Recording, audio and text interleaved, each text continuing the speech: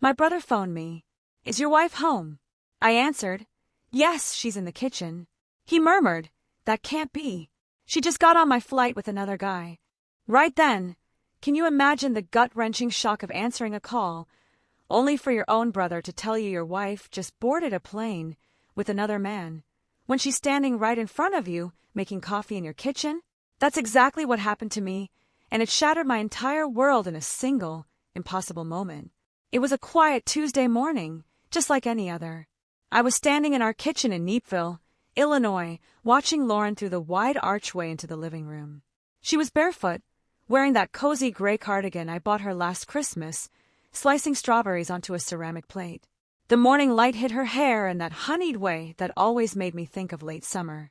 Everything felt so normal. Then my phone rang. It was Ethan, my brother. His voice wasn't right. It was tight, compressed, like he was speaking through clenched teeth at 30,000 feet. Is your wife home? He asked, no preamble. Yes, I said slowly, my eyes still on Lauren. She's in the kitchen. There was a pause on the line. Then Ethan whispered, his voice barely audible, that's impossible. My grip tightened around the counter's edge. What are you talking about? She just boarded my flight, he rasped. Gate B, 12, Seattle. She's in C2A, and she's holding hands with another man. I watched my wife rinse the knife and place it neatly in the drying rack. She turned toward me, smiled, and mouthed coffee. Behind me, the refrigerator hummed. In my ear, my brother's breathing went shallow. Ethan, I said, my voice betraying nothing. I'm looking at her right now. And for the first time in 20 years of investigating fraud, I had absolutely no idea which reality I was standing in. My name is Daniel Hart. I'm 49 years old, a forensic auditor for a regional accounting firm in downtown Chicago. My job, my life's work, is to find what doesn't add up. I track embezzled funds, shell companies, digital paper trails. I sit across from men in tailored suits who swear under oath they've done nothing wrong, and I wait for the numbers to betray them. I have always believed in evidence over emotion. But that morning, standing barefoot on the cool tile floor of our kitchen, watching my wife of 16 years slice fruit for breakfast, evidence and emotion collided in a way I couldn't even begin to categorize. Ethan, I said carefully, my eyes still fixed on Lauren. Are you sure? A faint crackle of cockpit interference answered me. Blue wool coat, he said, his voice clearer now, more urgent. Her hair's pulled back. She's got that leather tote she carries to board meetings. She's laughing at something the guy next to her said. He's got his hand on her knee, Dan. Lauren set the strawberries down and reached for 2 mugs. The chipped ceramic one was mine. The one that said, "Choose kindness," was hers. Daniel, talk to me, Ethan pressed. I swallowed hard. Send me a picture. You know I can't. Just one. Discreet. Another pause. Give me a minute. Lauren walked toward me, holding out my mug. Who's that? So early? She asked gently, her voice a soft hum. Ethan, I replied, surprised at how steady my voice sounded. Pre-flight nerves. She smiled. Tell him to fly safe. Her hand brushed my arm as she passed. Warm, familiar, real. My phone vibrated. A photo. I opened it with hands that didn't shake. Years of depositions had trained that out of me. The image was slightly angled, taken from behind a half-closed cockpit door. But even with the blur of cabin lighting and compression artifacts, I saw her. The blue wool coat, the leather tote, her hair pulled back in a low knot. She was leaning toward a dark-haired man in a navy blazer. His fingers rested casually on her knee, the intimacy completely unguarded. She laughed at something he'd said, her head tilted in a way I had memorized over 16 years. It was Lauren, or someone who wore her face perfectly. Dan, Ethan murmured, his voice cutting through the cabin noise. Boarding door just closed. In the kitchen, my wife reached for the cinnamon and sprinkled it over the strawberries. I lowered my voice. What time is takeoff? 10 minutes. Text me the tail number and the guy's description. You think this is a twin situation? He asked, disbelief creeping into his tone. I think, I said, forcing logic over panic, that I need more data. Lauren looked up, her brow furrowed slightly. Everything okay? Yeah, I said, slipping my phone into my pocket. Client's anxious about a quarterly review. She walked over and kissed my cheek. You work too hard. The irony nearly made me laugh out loud. Ethan texted again. Flight 4472. 8:10 departure. Guy. Mid-40s, athletic build. No wedding ring. They're very comfortable. Very comfortable. I watched Lauren stir her tea clockwise. She always stirred clockwise. 3 turns. Tap the spoon twice on the rim. A ritual as ingrained as muscle memory. You want eggs too? She asked. Just coffee. She studied my face for a second longer than usual. You look pale. Didn't sleep great. That audit. Something like that. She nodded, accepting it. I excused myself under the pretense of taking another call and moved into my home office, closing the door softly. My mind did what it always did in a crisis. It built columns.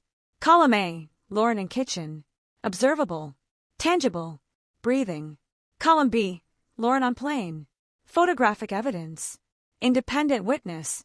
2 mutually exclusive realities. Unless. My phone buzzed again. Ethan, they're taxing. I'll call after landing. I stared at the image on my screen, zoomed in. The angle of her jaw. The small crescent-shaped scar near her left eyebrow from a childhood bike accident. Even the gold band on her ring finger. Except, I zoomed further. The ring.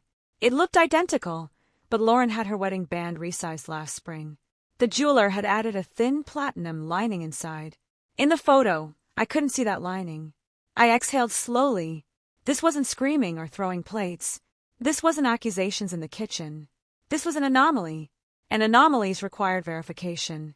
Lauren knocked lightly on my office door and peeked in. You sure you're okay? Yeah, I said, my voice tight. Just thinking. She stepped inside and rested against my desk. About numbers, she smiled. You and your numbers. I studied her face as she stood there. The faint freckle on her cheek. The tiny indentation near her lip when she suppressed a laugh. If this wasn't Lauren, then someone had studied her with anthropological precision. Or, my phone vibrated once more. A text from an unknown number. Check your front door camera. A cold wave slid down my spine. Lauren was still standing in front of me. Give me a second, I said quietly. I opened the security app. The live feed showed our front porch empty, but the playback icon flashed. A motion alert from 20 minutes ago, before Ethan's call. I pressed play. The footage showed Lauren stepping out of our house. Blue wool coat, leather tote, hair pulled back in a low knot. She closed the door softly behind her. Timestamp 7:12 a.m. The current time, 7:38 a.m. Behind me, in my office, Lauren cleared her throat gently. Danana, you've sunken. I turned around slowly. She was still there. And for the first time in my life, I couldn't tell which version of my wife was real.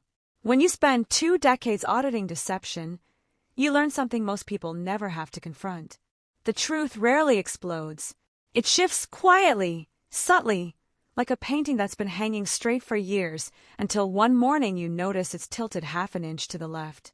Lauren followed me back into the kitchen after leaving my office. The strawberries were plated. The cinnamon was evenly dusted. The tea steeped to her exact preferred shade of amber. She moved through our space with unstudied ease.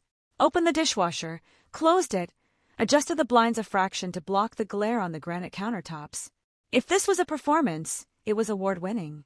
Did Ethan calm down? She asked casually. He will, I said, watching her reflection in the stainless steel refrigerator. He always does. She smiled, but it didn't quite reach her eyes. That was new. Not dramatically new. Not enough for a jury, but enough for me.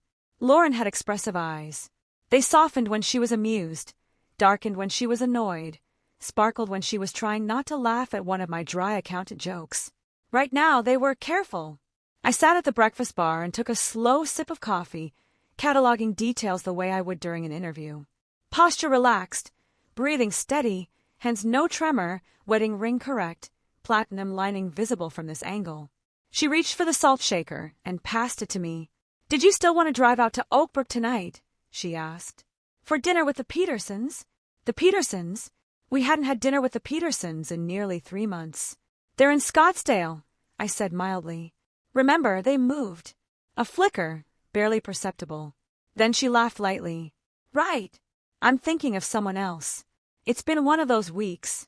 Lauren did not confuse people. She remembered birthdays, anniversaries, the names of our neighbors' labradoodles. I nodded slowly. Long week. She took her tea to the living room and settled onto the couch, pulling her legs beneath her. The television turned on. Morning news. Same channel we always watched. Routine. Pattern. Continuity. Except 20 minutes ago, that same woman had exited our front door on camera. I excused myself again and returned to my office, closing the door quietly behind me. My phone buzzed. Ethan, wheels up. I'll text when we land. I typed back. Don't confront her. Just observe. Then I opened our shared credit card account. If someone was orchestrating something elaborate enough to create two Laurens, there would be bleed-through somewhere. There always is. Transactions loaded in neat digital rows, groceries, utilities, PAX, nonprofit lunch meeting. Except 3 weeks ago. The Westin O'Hare, 2 nights, $1,148. My stomach tightened. That weekend, Lauren had told me she was at a board retreat in Milwaukee. I pulled up my calendar. Milwaukee nonprofit retreat, Friday through Sunday. Except Milwaukee was 2 hours north. O'Hare was 20 minutes east. Same dates. I kept scrolling. A dinner at RPM Steak on a Tuesday night. She told me she was volunteering late. Rideshare charges at 11:47 p.m. Another hotel charge. Smaller boutique property near Midway. Individually, each charge could be explained. Collectively, they formed a pattern. Small inconsistencies under the threshold of suspicion. The kind of financial siphoning I'd seen in divorce cases before someone filed. My phone vibrated again. It was Maya. She's my go-to for complex digital forensics. My area of error, I answered immediately. You sound like someone who just found termites in the foundation, she said without greeting. I might have found something worse. Start talking. I described Ethan's call, the photo, the door camera footage. Silence on her end. Okay, she said finally. Either your wife has perfected quantum physics, or someone's manipulating perception. I don't believe in impossible explanations. Good, she replied, because neither do I. Could footage be altered? Sure, but not easily and not without motive. And someone boarding a plane who looks identical. She exhaled slowly. Daniel, are you absolutely certain the woman in your kitchen right now is Lauren? The question hung there. I married her, I said quietly. That's not what I asked. I looked through the crack of my office door. Lauren was curled on the couch, scrolling through her phone. She looked up suddenly, as if sensing my gaze. For half a second, our eyes met, and I felt something I couldn't quantify. Distance. She knows things only Lauren would know, I said. Does she? Maya pressed gently. Or does she know the script? I closed the door fully this time. Check her phone, Maya continued. Location services, login history. See if anything's been toggled recently. I opened the shared Apple ID dashboard. Location sharing disabled 3 months ago. I frowned. Lauren never turns that off, I muttered. What else? I checked email forwarding settings. An auto-forward rule created 92 days ago.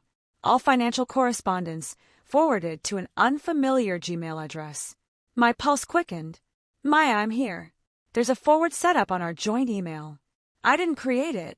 Of course you didn't. I swallowed hard. This isn't just an affair, is it? No, she said softly. Affairs are emotional. This feels logistical. In the living room, Lauren laughed at something on her phone. A soft, natural sound.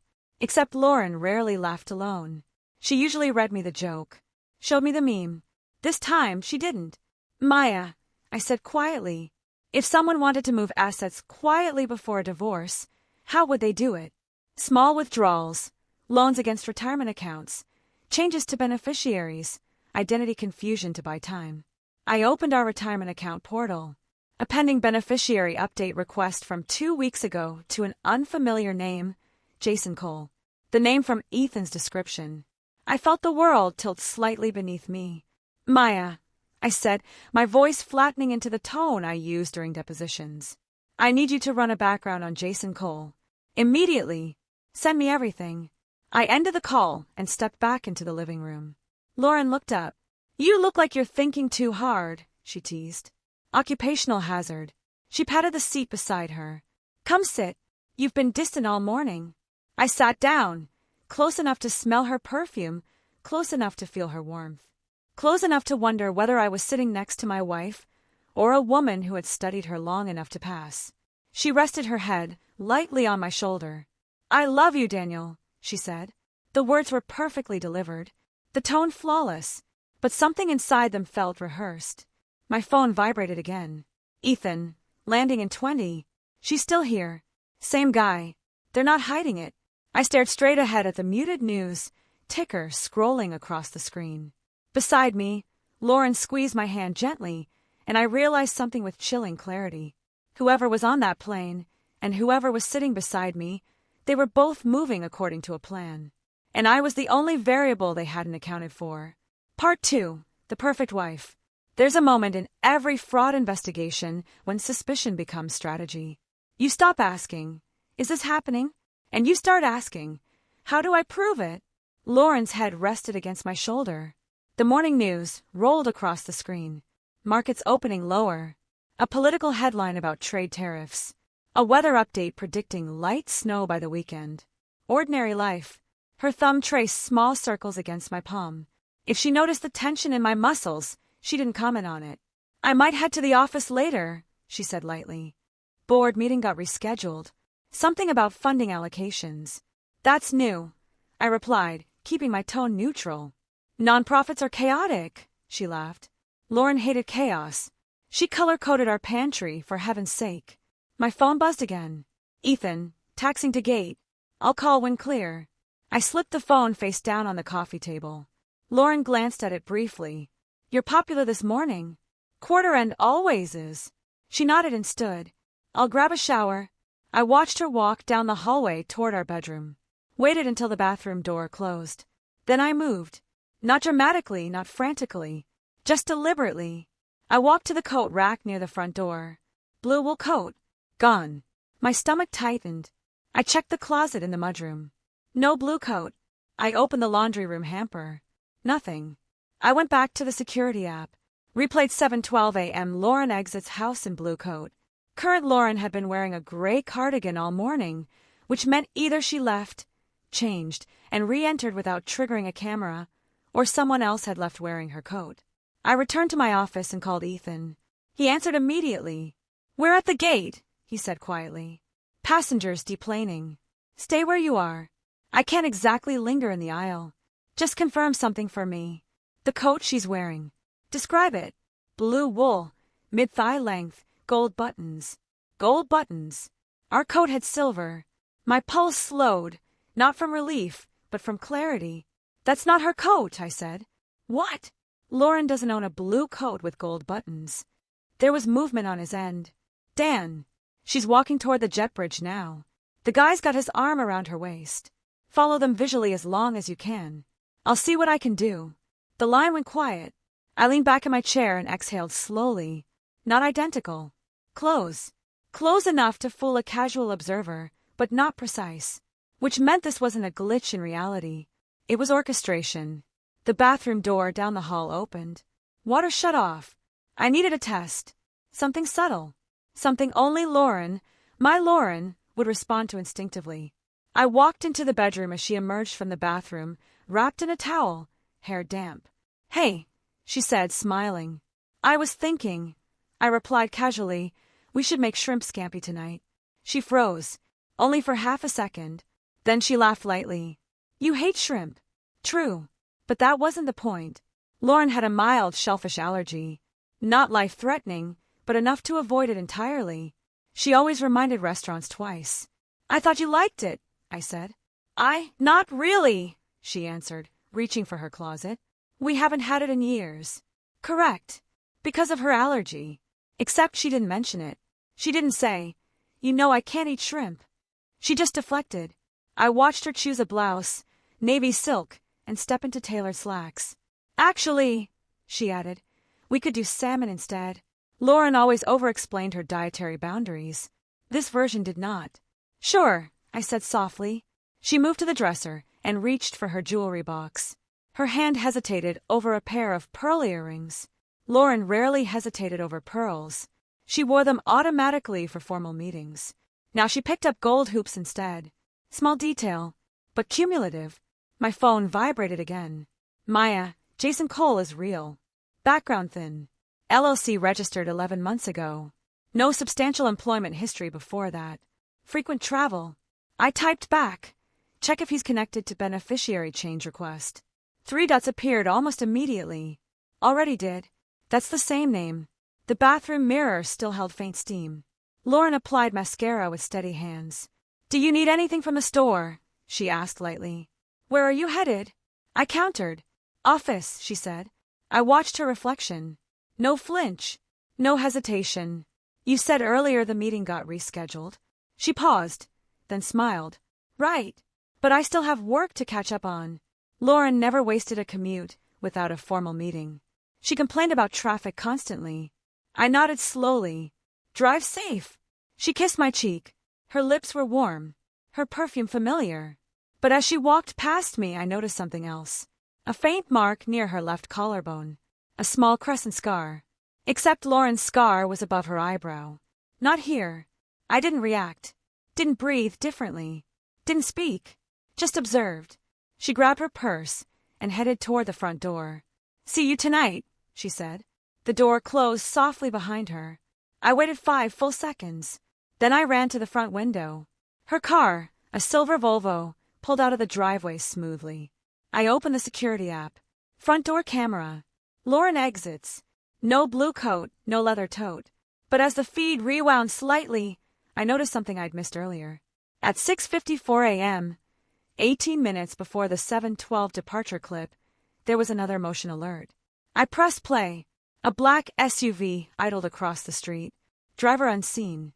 At 7:09, the SUV pulled away. 3 minutes later, Lauren exited in the blue coat. My heart slowed, which meant the Lauren in the blue coat likely never came from inside my house. She came from that SUV. My phone rang. Ethan. They're in baggage claim, he said quietly. I followed at a distance. Dan, she just kissed him. I closed my eyes. How close? I asked evenly. Close enough that there's no ambiguity. Did she notice you? No, but Dan, I'm telling you from a distance it's her. It's not her coat, I repeated softly. There was silence. You think this is some kind of look-alike situation? I think, I said carefully, someone is creating visual confirmation for what? For leverage. In my office, I opened our shared Google account. Recent device login, unknown iPhone. 3 months ago. Location, O'Hare International Airport. At the exact time the auto-forward email rule was created. This wasn't romantic betrayal. This was preparation. Ethan, I said quietly, I need you to do something. Anything. Find out where they go. Hotel, car rental, anything you can. I'll text you. I ended the call and stared at the screen. 2 Laurens. One in Seattle with a man named Jason Cole. One driving toward downtown Chicago in my wife's car. Either they were both complicit, or one of them was an imposter. And if there was an imposter, that meant someone had been studying my life closely enough to replicate it. Which meant I wasn't just being deceived. I was being observed. My office door clicked softly. I looked up. Lauren stood there. But she just left. No. I blinked. Empty hallway. Adrenaline. I exhaled slowly. I needed confirmation. Hard confirmation. I picked up my phone and texted Maya. I'm setting a second test tonight. Her reply came instantly. Good. Make it something physiological, not memory-based. I typed back. Already did. Because tonight, I wasn't making salmon. I was making shrimp. And if the woman sitting across from me ate it without hesitation, then I would know without doubt that I was living with a stranger. By 5 o'clock that evening, the house looked exactly the way it always did. The dishwasher hummed. The thermostat clicked on. The faint scent of lemon cleaner lingered in the air from Lauren's habitual wipe down of the countertops. Outside, our neighbor's sprinkler system ticked rhythmically across a perfectly maintained lawn. Normalcy has a sound, and that night it was deafening. I stood at the kitchen island, deveining shrimp with steady hands. I hadn't bought shrimp in years. The fishmonger at Mariano's had even commented on it. Long time, he'd said casually. Change of taste, I replied. Lauren walked in from the garage around 5:18 p.m., heels tapping lightly against the tile. Smells good, she called. Garlic and butter had already begun to sizzle in the pan. She leaned against the doorway, watching me cook. You're full of surprises today. You said salmon. I replied without looking up. I did. Felt like something different. She crossed the room slowly and rested her hands on the back of a dining chair. For a split second, I saw calculation behind her eyes. You remembered I don't eat shrimp, right? She asked lightly. There it was. The correction. But it came too cleanly, too precisely timed. Yes, I said evenly. Mild allergy. Nothing serious, she smiled. Still not worth the risk. The shrimp sizzled louder. Ethan texted. They're at the Edgewater Hotel in Seattle. Checked in together. Room 1207. I felt the numbers align in my head. The Westin O'Hare charge. The boutique hotel near Midway. The subtle withdrawals. The Seattle trip wasn't impulsive. It was procedural. Lauren stepped closer to the stove. Do you want me to make something else for myself? She asked. You could. She paused. Then, instead of pulling out ingredients, she reached for a plate and scooped a small portion of shrimp and linguine onto it. I'll just eat around it, she said. Lauren would never eat around shellfish. She wouldn't risk cross-contamination. I watched her carry the plate to the table and sit down. She twirled a strand of pasta around her fork, then without hesitation, lifted a shrimp to her mouth and bit. No flinch, no hesitation, no reflexive check of her throat, no reach for water. She chewed calmly and swallowed. It's actually really good, she said. I felt something inside me settle. Not with panic, but with clarity. The woman sitting across from me was not Lauren Hart. She might share her face, her voice, her gestures, but she did not share her physiology. You sure? I asked gently. Positive. She took another bite. I reached for my phone and typed a single word to Maya. Confirmed. Her reply came within seconds. Okay, now we move. I set my phone down and leaned back in my chair. Tell me something, I said conversationally. When was the last time we visited your mother? She didn't blink. Last fall after Thanksgiving. Wrong. We'd visited in February. She'd slipped on ice in the driveway and insisted she was fine. That's right, I said calmly. And what did she make? Roast chicken. Wrong again. It had been lasagna. I smiled faintly. You've had a long day, I said. She studied me carefully. You're being strange tonight. Occupational hazard. I stood and began clearing plates. She rose too, carrying her half-eaten meal to the sink. No signs of discomfort. No hives, no swelling. Nothing. Physiological confirmation. As she rinsed her plate, I caught sight of her left hand again. Wedding ring. Platinum lining. Correct. But something else caught my eye. A faint indentation on her ring finger, as if a different ring had been worn recently. Everything okay? She asked, catching my stare. Just thinking. She dried her hands and walked toward the living room. I might take a bath, she said. Headache. Of course. Once the bathroom door closed and water began running, I moved fast. I entered our bedroom and went straight to her jewelry box. Under the velvet tray, there was usually a small envelope where she kept receipts from resizing her wedding band. Gone. I checked the closet. Blue wool coat with silver buttons. Still there. Untouched. Which meant the coat in the airport photo wasn't ours. Impersonation, not duplication. My phone buzzed. Ethan. They're having dinner downstairs, he whispered. Hotel restaurant. Intimate. No sign of concealment. Get me a photo of his face, I said. I'll try. 2 minutes later, an image arrived. Jason Cole. Clear this time. Late 30s, athletic, clean-shaven, expensive watch, confident posture. I sent the photo to Maya. Dig deep. Her response, already on it. The bathwater shut off. I slipped back into the kitchen. When Lauren reappeared, wrapped in a robe, hair damp, she looked serene, untouched by crisis. Feel better? I asked. Much. She crossed the room and kissed me softly. Her lips lingered half a second too long. Testing, Daniel, she said quietly. Are you happy? The question landed oddly. Yes, I replied. She searched my face. Asking hypothetically, she added. If something changed, would you fight for us? There it was. The emotional probe. Not guilt, not fear. Calibration. I always fight for what's mine, I said evenly. Her eyes flickered just slightly. She nodded. Good.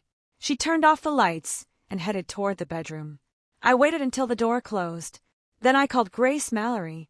She answered on the second ring. You don't call me at 8 p.m. unless something's on fire, she said. It might be, I replied. Talk. My wife is either having an affair or participating in something more complex. I have evidence of financial irregularities, beneficiary changes, possible identity confusion. Grace was silent for a beat. Do you have documentation? Yes. Then you do not confront her. I wasn't planning to. You freeze your credit first thing in the morning. You secure joint accounts. And Daniel, she paused for emphasis, you gather everything quietly. If this is coordinated, speed is your only advantage. I ended the call and sat alone in the dim kitchen. In Seattle, a woman who looked like my wife was dining with a man named Jason Cole. Upstairs, a woman who ate shrimp without consequence lay in my bed. 2 Laurens, 1 marriage, and somewhere between Chicago and Seattle, a plan had been unfolding for months. My phone vibrated one final time that night. Maya, Jason Cole isn't just a consultant. He specializes in asset extraction schemes targeting high-income couples. Daniel, you're not just being cheated on. You're being prepared. I stared at the message for a long time. Prepared for what? Divorce. Ruin. Bankruptcy. Disappearance. Upstairs, the bedroom light clicked off. And for the first time in 16 years, I locked my office door before going to sleep. I didn't sleep that night. Not really. I lay beside the woman who wore my wife's face and listened to her breathing, even out into the soft rhythm of sleep. She turned once, murmured something unintelligible, and settled again. My Lauren had always been a light sleeper. She shifted frequently, woke at the smallest creak of floorboards, reached for my arm instinctively if I rolled too far away. This woman slept like someone with nothing to lose. At 2:14 a.m., I slid quietly out of bed. I moved into my office, closed the door, and opened my laptop. Maya had sent a file. Jason Cole, born in Phoenix. Minimal employment record until age 32. Then a string of short-term consulting gigs tied loosely to financial restructuring. 2 of those companies had later dissolved under quiet litigation. No criminal record, no direct charges. But patterns. Always the same pattern. High-income household, complex asset structure, sudden marital discord. Within 6 months, a significant portion of assets moved offshore. Then dissolution. Asset extraction. Maya had called it. I opened our retirement accounts again. 2 more small transfers had processed overnight. $9,750 each, below federal reporting thresholds, to a holding account in Nevada. I felt anger begin to replace disbelief, not because of the affair, but because of a sheer, cold calculation. 16 years of partnership reduced to a spreadsheet strategy. At 6:03 a.m., Ethan texted. They're still in Seattle. Same room. No separation. I typed back, stay out of sight. I needed to see the digital picture more clearly. I accessed our joint Google account again. There it was, a second device login. Timestamp 3:41 a.m. Chicago time. Location, Seattle. That meant the woman in my bed had not logged into our account overnight. The real Lauren had, which confirmed what I already suspected. The woman upstairs was not operating independently. She was part of a synchronized system. At 7:18 a.m., she came into the kitchen dressed for work. Cream blouse, navy slacks. She poured herself coffee without speaking. You're up early, she said casually. Couldn't sleep. Work stress. Something like that. She took a sip and studied me. You're different, she said quietly. In what way? Distracted. Am I the first? She didn't answer immediately. Instead, she set her mug down carefully. Daniel, if something were wrong between us, you'd tell me, right? The phrasing was deliberate. Not as something wrong, but if something were wrong. I leaned back in my chair. Lauren, I said evenly, when was the last time you went to Seattle? She didn't blink. Last year. Conference. Which hotel? She hesitated half a second too long. The Sheraton downtown. Ethan had texted me the night before. Edgewater Hotel, room 1207. I nodded slowly. You ever stayed at the Edgewater? I asked. No, she replied instantly.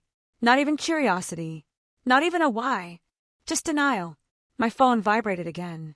Maya. I pulled hotel security footage from Seattle through a contact. You need to see this. An image loaded on my screen. Lauren. Undeniably Lauren. checking into the Edgewater with Jason Cole. Same blue coat, gold buttons. Her hair was styled slightly differently than the woman in my kitchen. A small detail, but distinct. And on her left hand, a different wedding band. Same design, but slightly thicker. My pulse steadied. The Lauren upstairs wore a real ring. The Lauren in Seattle wore a duplicate, which meant this wasn't a last-minute disguise. It was premeditated duplication. I looked up at the woman in front of me. She was watching me carefully. "Now what?" she said. "Thinking," I replied. "About continuity." She smiled faintly. "That sounds ominous." "It's accounting." She stepped closer. "Daniel, are you happy?" There it was again. The emotional gauge. "I am," I said calmly. "Are you?" She hesitated, then nodded. "Of course." But something in her voice was thinner now. I stood. "I have an idea." "What's that?" "Let's invite everyone over this weekend." "For what?" "Our anniversary." She blinked. "Our anniversary isn't until October," she said. "Correct." But she had answered reflexively. No calculation, no delay. Which meant she knew the correct date. Which meant she had studied thoroughly. "Early celebration," I shrugged. "That's sudden." "Spontaneity is good for marriage." She searched my face. "Who would you invite?" "Your parents." "My brother." "A few close friends." "Maybe even our financial advisor." The last one landed. I saw the flicker. "Why the advisor?" she asked lightly. "I want to restructure some investments. Celebrate properly." Her jaw tightened almost imperceptibly. "Sure," she said finally, "if that's what you want." "It is." She nodded and picked up her purse. "I'll handle the invitations," she offered. "I prefer to send them from our joint email," I replied gently. Another microsecond pause. "Of course." After she left, I immediately called Grace. "She's going to accelerate," I said. "Good," Grace replied. "Let her. You're hosting a gathering." "Smart. I need to freeze accounts quietly before then." "Do it today." "And Daniel." "Yes." "Do not confront her alone." I ended the call and sat in silence for a long moment. Two Laurens. One extracting assets in Seattle. One maintaining the domestic illusion in Chicago. One original, one operative. Both coordinated. But if this was an asset extraction scheme, then it depended on timing. And timing depended on me, remaining passive. I stood, walked to the hallway, and opened the small storage cabinet near the garage. Inside was Lauren's old iPhone, the one she'd cracked 6 months ago. She claimed it was dead. I pressed the power button. The screen flickered. Battery 4%. Messages loaded. A thread with Jason Cole. 8 months long. He's predictable. He won't check until it's too late. We'll finalize beneficiary changes before he notices. Marcus confirmed the duplicate ring arrived. Duplicate ring. There it was. I felt the final piece lock into place. This wasn't confusion. This was identity theft. This was a stage replacement. And the woman in my house was playing her role until the transfer completed. My phone buzzed again. "Maya, Daniel, I found something else. There are 2 passport scans tied to Lauren's ID. One original, one recently issued replacement." My heart slowed. 2 passports. 2 rings. 2 locations. 2 Laurens. And only one of them had married me. I closed the cabinet and stood very still in the quiet of my home. Upstairs, the bed was still unmade. Coffee sat half-drunk in a mug that said, "Choose kindness." But kindness wasn't the currency being exchanged here. Assets were. And if they thought I was just another unsuspecting husband, they had miscalculated. Because unlike their other targets, I understood how to audit deception. By Friday afternoon, everything was in motion. Grace had filed an emergency notice with our financial institutions to require dual in-person verification for any beneficiary changes. Maya had set digital alerts on every joint account we shared. Retirement, brokerage, savings, even the minor custodial account we once opened for a niece. Nothing froze yet. Freezing too early would tip them off. Instead, we built a perimeter.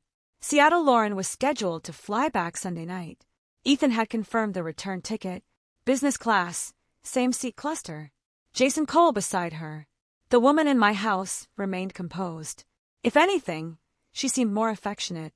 She initiated conversation more often. Touched my arm casually when she passed. Suggested we take a weekend away soon. Guilt. Performance. or timing calibration. Saturday morning, she brought up the anniversary gathering.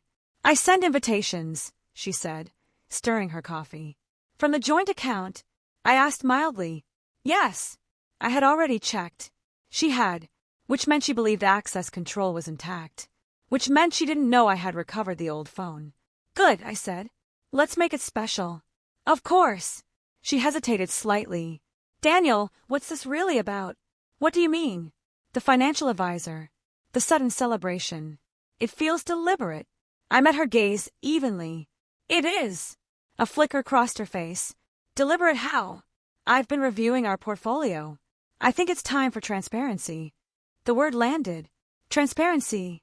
She held my eyes for 2 full seconds before smiling. I'm glad, she said softly. We should always be transparent. Yes, we should.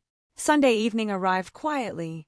Seattle Lauren landed at O'Hare at 7:48 p.m. Ethan texted as soon as the wheels touched down. She's on her phone immediately. Looks tense. 5 minutes later, Jason left her at baggage claim. Separate directions. Interesting. I watched the door camera live feed. At 8:03 p.m., the silver Volvo pulled into the driveway. The woman who had been living in my house all week had not left, which meant Seattle Lauren had returned. The front door opened. Lauren stepped inside. Blue wool coat, silver buttons, leather tote. My Lauren. She stopped abruptly when she saw the other woman standing in the hallway. For the first time since this began, a crack in composure. Not subtle. Not masked. Pure shock. They stared at each other. Mirror images. Same posture, same hair, same build. But not identical. Seattle Lauren's jawline was slightly sharper. The imposter's smile more trained. You weren't supposed to be back until tomorrow, the imposter said before she could stop herself. Silence. My real wife slowly closed the door behind her. I think we need to talk, she said. The imposter glanced at me, then back at Lauren. Calculation flashed. You told him, she asked. Lauren's eyes flicked to me. Not guilt, not apology. Fear. I told him nothing, she replied tightly. You are supposed to handle the transition cleanly, the imposter hissed. Transition. There it was. I stepped forward. Transition of what? I asked evenly. Both women turned toward me. Seattle Lauren inhaled slowly. Daniel. Her voice identical, but the cadence was different. Less practiced, more familiar. You've been stealing from me, I said calmly. Silence. The imposter laughed softly. Oh, Daniel, you're overreacting. No, I replied. I'm auditing. I pulled the old phone from my pocket and held it up. The color drained from Seattle Lauren's face. You kept that, she whispered. Apparently you didn't account for it. The imposter's posture shifted subtly, defensive now. You don't understand, she began. I understand beneficiary changes. I understand small withdrawals under reporting thresholds. I understand duplicate passports. I looked directly at my wife. Did you think I wouldn't have noticed? Tears welled in her eyes, but they looked real. Jason said. Jason specializes in asset extraction, I interrupted calmly. You weren't the first. The imposter stepped back. Lauren, she said sharply. We need to go. No, I replied. You're not going anywhere. Grace stepped in through the open front door at that exact moment. 2 officers behind her. Not sirens, not drama, just presence. I advised him not to confront you alone, Grace said evenly. Seattle Lauren's eyes widened. You called the police. I called my attorney, I corrected. The officers moved calmly into the foyer. We're here to prevent escalation, one of them said. The imposter's composure shattered first. You promised me this was clean, she snapped at my wife. You promised me he wouldn't check, she shot back. There it was. Confirmation. Grace stepped forward. Ms. Hart, she said to my wife, your financial institutions have flagged suspicious activity. Any further attempts to move assets will trigger immediate investigation. Seattle Lauren's shoulders sagged. This wasn't supposed to hurt you, she said to me quietly. That's interesting, I replied, because draining our retirement accounts would have. She looked down. I was going to file for divorce. After emptying the accounts. Silence. The imposter shifted nervously. This is between you two, she said. I was hired.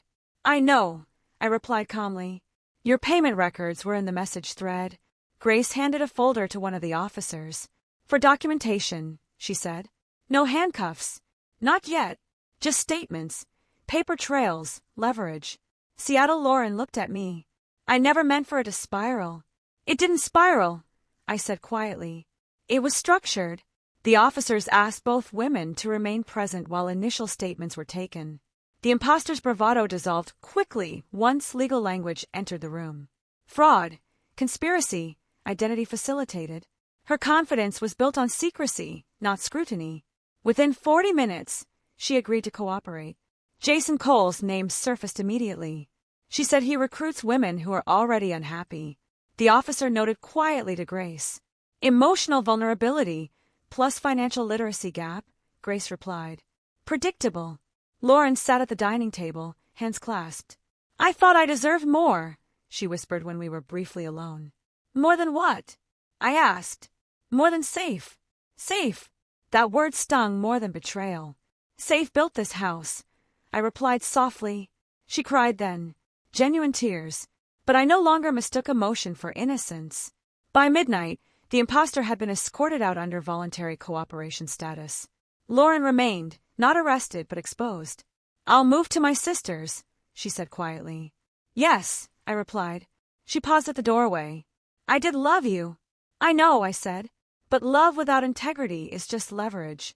She flinched, then left. The house fell silent. Grace closed her folder. You handled that exactly right, she said. I audited, I replied. She nodded. Now we protect what remains. I walked to the kitchen. The mug that read, Choose kindness, still sat by the sink. I picked it up, turned it over, and for the first time all week, I felt something other than shock. I felt control. Because the quiet ambush had worked, and the transition they'd planned had just failed. 6 months later, I no longer woke up listening for two versions of the same woman breathing beside me. The house felt different, not empty, or just honest. The divorce proceedings moved faster than I expected. Once the financial institutions completed their internal reviews, the pattern was undeniable. Small withdrawals, unauthorized beneficiary modifications, email forwarding rules designed to redirect sensitive account notices, a coordinated attempt to move assets offshore under the guise of marital restructuring. Jason Cole's name appeared in 3 other pending civil investigations by the time my case documentation was formally filed. Lauren cooperated early. That mattered. Not emotionally, legally. She admitted Jason had approached her at a fundraising event nearly a year earlier. He positioned himself as a wealth transition consultant. He'd studied her discontent before she even realized it had a name. You deserve independence, he told her. You deserve more than predictable. Predictable. That word again. He framed it not as theft, but as repositioning. Not as deception, but as protection.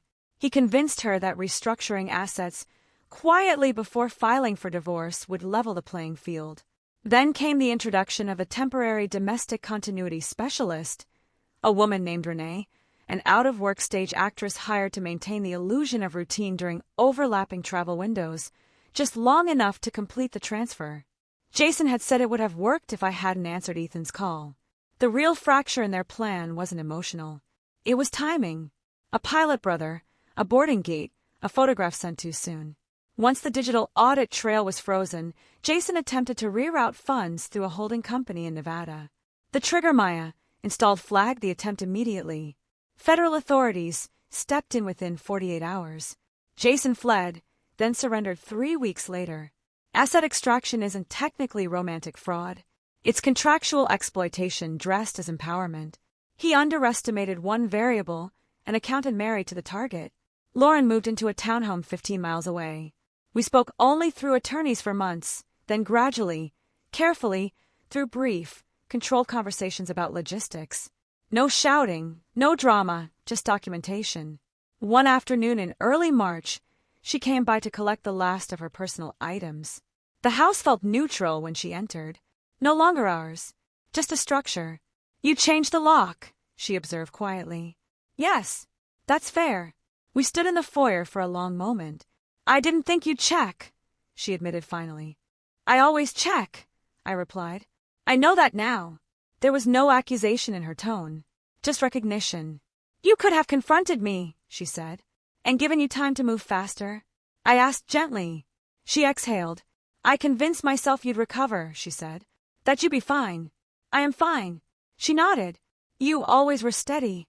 Steady isn't the same as blind. Silence settled between us. Jason made it sound strategic, she said. Strategy without ethics is predation. She absorbed that.